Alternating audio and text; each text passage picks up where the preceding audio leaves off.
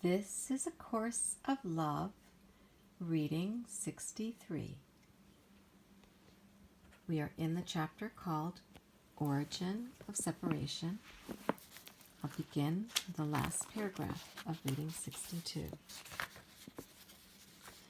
Does it make any sense at all that this would come to be, or that once upon a time there walked upon the earth those who did reveal God's image, and that when they ceased to be seen here, God's image was lost to the earth forever?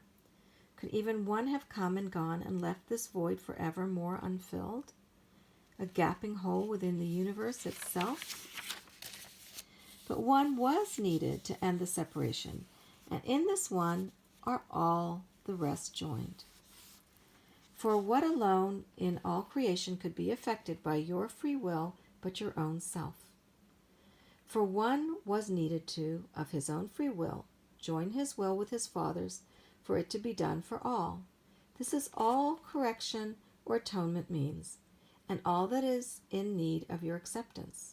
Join your brother who made this choice for all, and you are reunited with the Christ in you. Joined minds cannot think separately and have no hidden thoughts.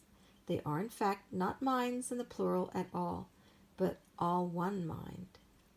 What this course is saying is that at some point that does not exist in time, God's Son made the choice for separation. Whether God's Son had one form or many at the time matters not. For one form or many, there was still one mind, the mind of God's Son joined in unity with that of his Father. Many of you have been taught this mystery of faith. Father, Son, and Holy Spirit are one. If you had indeed learned what you were taught, the separation would be no more. These words, Father, Son, and Holy Spirit, like the word love, are but symbols representing ideas that represent what is. That you have made of the Holy Spirit as something largely not within your understanding. That you have made of the Father, a singular figure, somehow greater than the Son, and accepted the Holy Spirit as something largely not within your understanding, only exemplifies the nature of the error in need of correction. While words as symbols cannot fully explain what cannot be symbolized, a beginning is made that must be completed through the memories of your heart.